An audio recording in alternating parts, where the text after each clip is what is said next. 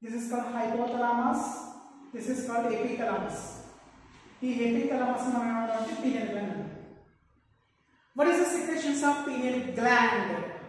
The pineal gland secretions of hormone melatonin hormone. మరి ఇంకా చెప్పారు కదండి మెలనిన్ హార్మోన్. మెలనిన్ హార్మోన్ ఇది melatonin hormone.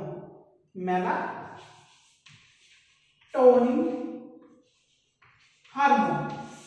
The melatonin hormone secretions of pineal gland. Melanin hormone secretions of pars intermediate pituitary gland. ఇది pineal gland నుంచి వచ్చే melatonin hormone. ఇది ఎక్కడ ఫామ్ అవుతుందంటే ఎక్టోడర్మల్ నుంచి ఫామ్ అవుతుంది. Ectodermal. Okay, very very important. Ectodermal నుంచి pineal gland అనేది ఫామ్ అవుతుంది. ఈ మెలటోనిన్ బాడీ ఫంక్షన్ ఏంటండి? సో ఈ మెలటోనిన్ హార్మోన్ pineal gland నుంచి వచ్చింది. ఇది ఒక గ్రంథి pineal gland. ఇదే హార్మోన్ సెక్రెషన్ చేస్తుంది, మెలటోనిన్ హార్మోన్ సెక్రెషన్ చేస్తుంది. ఈ మెలటోనిన్ హార్మోన్ యొక్క ఫంక్షనింగ్ ఏంటి?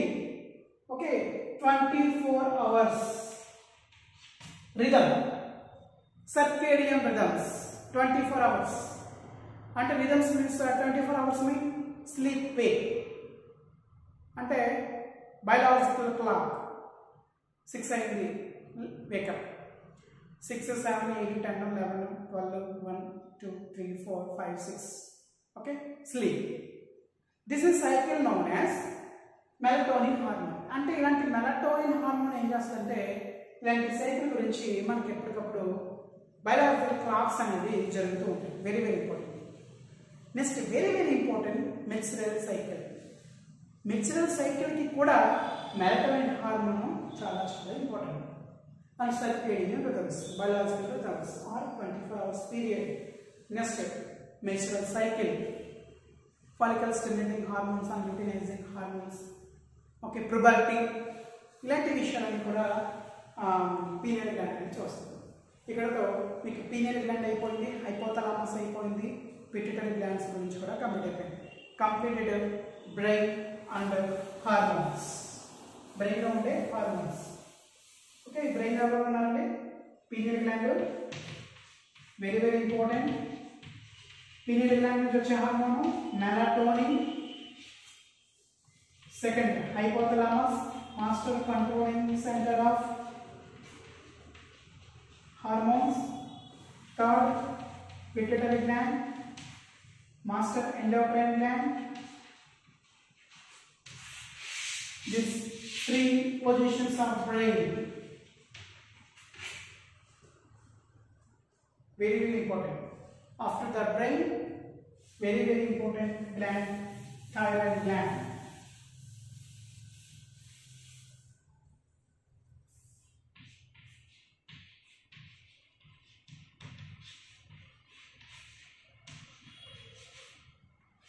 Thyroid gland. Thyroid endodermal in origin. Okay, thyroid ఎక్కడి నుంచి వస్తుంది? Endodermal in origin. Endodermal origin. Second point, where locations of thyroid gland? Thyroid gland, larynx and trachea, below the trachea, larynx, trachea above the presenting of larynx, larynx below the trachea. Okay, the trachea, larynx. Okay, thyroid gland to be continued next class.